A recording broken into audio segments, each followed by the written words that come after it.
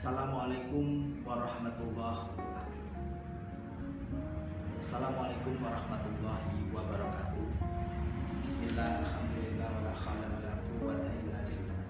Asyhadu an la ilaha illallah wa asyhadu anna Muhammadan abduhu wa rasuluh. Shadiqul wa'dil amin. Sallallahu Yang kami hormati Rektor Universitas Muhammadiyah Gresik, para wakil rektor, para dekan, para LPM, LPPM, para dosen dan para peserta yang hadir secara virtual pada kesempatan hari ini. Pertama, kami ingin menyampaikan ucapan terima kasih kepada LPM dan LPPM yang sudah memberikan semangat kepada kami untuk melakukan aktivitas Tridharma perguruan tinggi kami sebagai dosen. Dan pada kesempatan video ini saya akan menyampaikan, memaparkan, melaporkan hasil dari penelitian kami yang sudah kami lakukan dan alhamdulillah sudah publis pada jurnal Manajemen dan Bisnis di Sekolah Tinggi Ilmu Ekonomi Syariah Kanjeng Subuh Gresik. Bersyukur hasil penelitian kami sudah bisa kami publikasikan dan mudah-mudahan membawa manfaat dan bisa menjadi satu sumber pengetahuan yang bisa mencerahkan pada generasi kita. Bapak dan Ibu hadirin yang hadir secara virtual ini, secara singkat kami akan memaparkan hasil dari penelitian kami yang berjudul Manajemen Bisnis Syariah berbasis kewirausahaan di Pondok Pesantren Mukmin Mandiri Sidoarjo.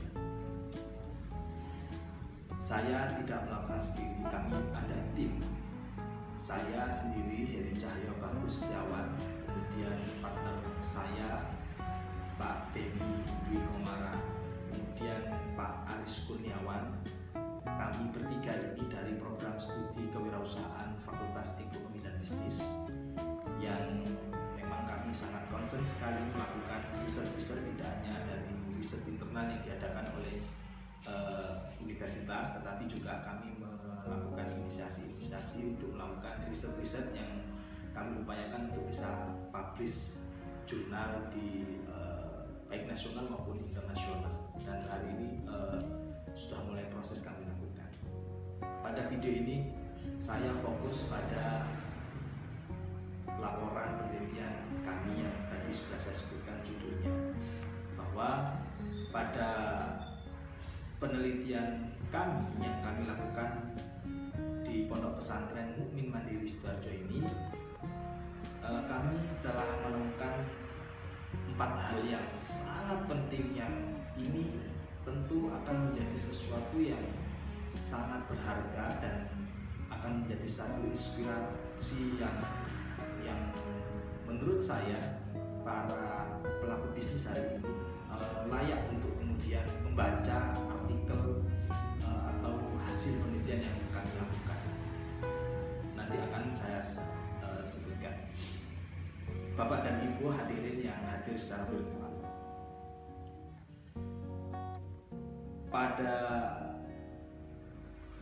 objek penelitian yang kami lakukan, ternyata di pesantren Mukmin Mandiri itu telah mengajarkan santrinya tidak hanya tafaqquh fikih, tapi juga tafaqquh fi tijarah al-ikhtisariyah. Jadi santrinya tidak hanya mengerti ilmu agama, tapi juga diajarkan tentang ilmu perdagangan. Nah, ini menarik. Kenapa penelitian ini kemudian menjadi menarik? Karena kami melihat bahwa di pesantren ini ternyata secara konsep ternyata mereka mampu menerapkan ajaran-ajaran agama Islam dalam proses bisnis yang dikembangkan di sana. Pertama, saya ingin menyampaikan terkait dengan profil dari pesantren yang ada di Sidoarjo ini. Pesantren ini didirikan oleh seorang kiai yang tidak hanya seorang ulama, beliau adalah Dr. Kiai Haji Muhammad Zaki. Itu adalah seorang ulama sekaligus sebagai seorang pedagang atau pengusaha. Nah, di dalam pesantren itu kemudian sang kiai ini mentransformasi tidak hanya sebatas pengetahuan, tetapi para santrinya diajak secara praktis untuk kemudian mengelola sebuah usaha yang ada di pondok pesantren. Nah, karena usaha yang dijalankan ini ada di dalam pondok pesantren dan SDM-nya adalah santri, maka bagi saya dan Pak Beni dan Pak Aris ini menjadi sesuatu yang menarik kalau kemudian kita lakukan riset bagaimana proses bisnis yang ada di pesantren tersebut. Dalam penelitian ini kami melakukan studi secara kualitatif. Kami melakukan in-depth interview atau wawancara mendalam kepada para santri dan para pengasuh. Di dalam metode kami coba melakukan wawancara mendalam kepada 2 orang santri dan kemudian 1 orang pengasuh dari pondok pesantren itu. Kemudian kenapa kami memilih 2 santri itu? Karena bagaimanapun yang menjalankan bisnis di pesantren itu adalah para santri. Dan kemudian kami juga melakukan wawancara mendalam kepada kiai untuk kemudian kita menggali sebuah informasi yang mulai dari sejarah, kemudian kehidupan pesantren itu seperti apa, kemudian kehidupan para santri dalam menjalankan bisnis itu seperti apa, sehingga nanti ada sinkronisasi antara apa yang disampaikan oleh santri yang kami lakukan, kami ajak untuk berdiskusi terkait dengan topik penelitian kami yang kami gali informasinya, kemudian kami konfirmasikan dari hasil interview kami juga kepada Pak Kiai. Hasilnya dalam video ini memang durasinya tidak panjang karena ada pembatasan sekitar 10 menit, sehingga saya langsung pada hasil dari penelitian ini. Yang pertama adalah yang kami temukan, ternyata memproduksi sebuah usaha di sana itu adalah produksi produk bisnisnya harus halal. Ini penting sekali. Ketika kami tanya bagaimana proses bisnis yang terjadi di pesantren Anda, gitu ya, kira-kira pertanyaan. Kemudian dijawablah oleh para santri itu adalah yang santri pertama, mereka mengatakan bahwa produk kami memang harus halal karena bagaimanapun ini adalah pondok pesantren dan kami diajarkan oleh kiai kami untuk memproduksi produk yang halal. Dan ini sudah sangat jelas ya bahwa tidak hanya pesantren, bahkan perusahaan di Indonesia ini juga kalau mau memproduksi ya harus halal karena jumlah konsumen muslim di Indonesia kan juga sangat luar biasa besarnya. Kemudian yang kedua ini yang barangkali akan menjadi menarik ketika ini kami bacakan dan akan kami publikasikan, itu ketika kami menanyakan ternyata ada sebuah landasan Al-Quran dan Al-Hadis yang mereka jadikan sebagai dasar dalam manajemen bisnis. Nah, ini menarik. Artinya apa? Bahwa di sana bisnisnya tidak hanya profit oriented, tetapi ada dasar yang kuat dari sisi keagamaan. Jadi dari sisi aturan, ternyata dari aturan mereka berpegang teguh kepada Al-Quran dan Al-Hadis. Ini yang menjadi spirit mereka kemudian dalam proses mengembangkan bisnis yang ada di sana. Kemudian yang ketiga ini yang sangat menarik juga kami temukan, ternyata di pesantren yang kami teliti itu adalah mereka dalam proses bisnisnya ya bisa dikatakan bahwa mereka memang mengedepankan nilai-nilai kejujuran. Artinya yang ketiga ini, poin penting yang ketiga ini adalah mereka tidak memberikan janji yang palsu atau dalam bahasa kami adalah overpromise. Janji palsu ini kemudian sangat menjadi pantangan bagi mereka. Misalnya yang ketika kalian tanya apa makna dari tidak memberikan janji yang palsu itu. Janji yang palsu itu adalah seperti ini.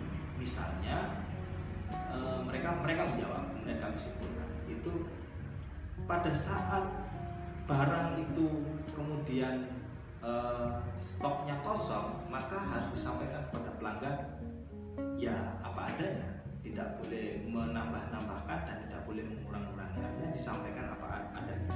Nah, jangan memberikan janji palsu itu artinya apa? Bahwa tidak boleh memberikan secara berlebihan.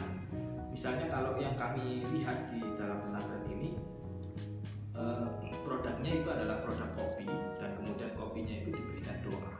Nah, ini kan memang menarik bagi kami akademisi bisnis begitu ya. Kami melihat bahwa ini adalah sebuah temuan yang menurut saya yang terbaru, bahwa ada produk yang didoakan dan kemudian dalam proses pemasarannya pun mereka tidak berlebihan. Nah, yang dimaksud dengan tidak memberikan janji palsu itu adalah tidak memberikan informasi secara berlebihan. Misalnya kalau kopi ada blend doanya, maka mereka hanya menyampaikan bahwa kopi ini memang dalam proses produksinya itu diberikan bacaan doa.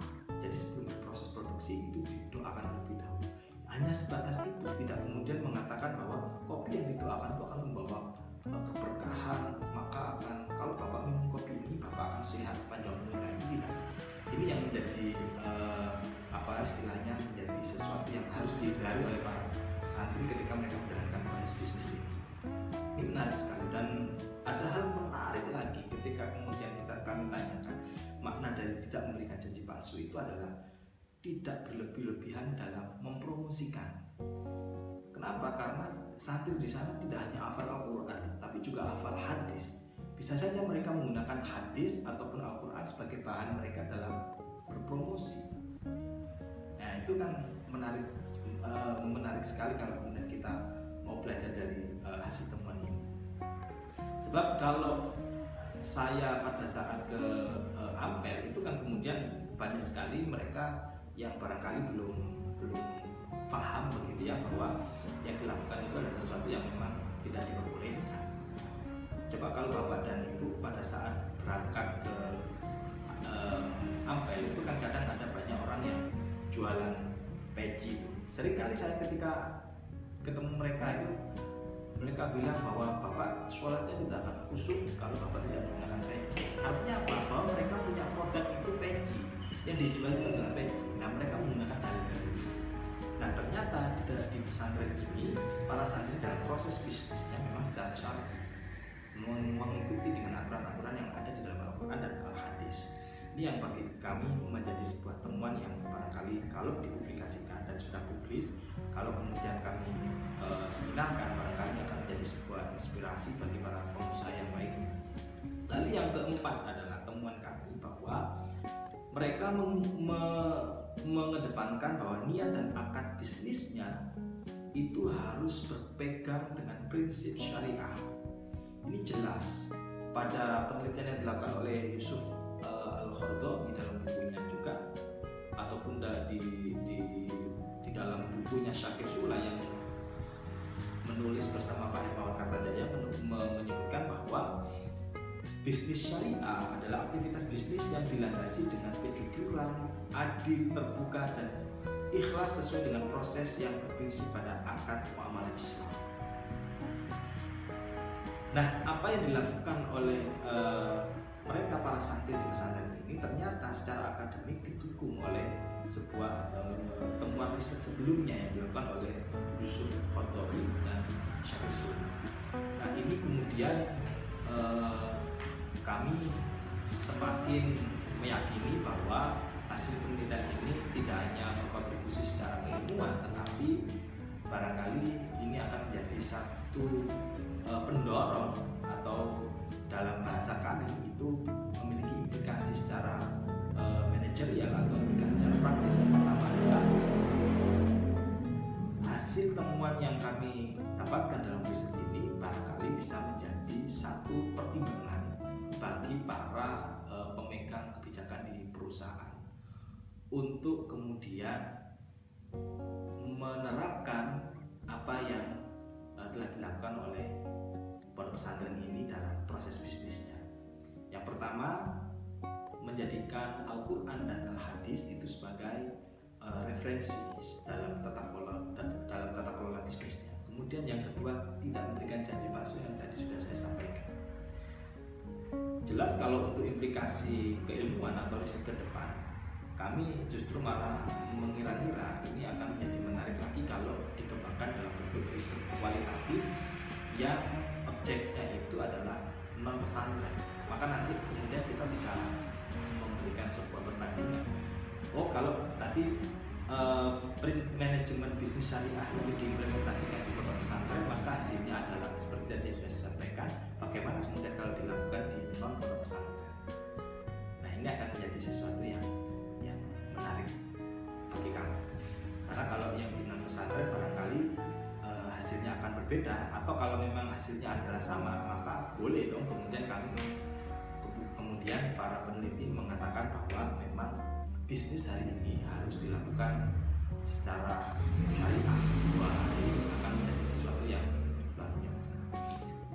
Jadi barangkali melalui video yang sangat singkat ini yang bisa kami sampaikan terkait dengan laporan penelitian kami ini, mudah-mudahan menjadi paparan yang membawa manfaat untuk kita semuanya. Sekali lagi saya, Pak Beni, Pak Aris mengucapkan terima kasih kepada Universitas Muhammadiyah melalui LPM dan LPPM atas semangatnya kepada kami untuk melakukan penelitian kami. Terima kasih. Wassalamualaikum warahmatullahi wabarakatuh.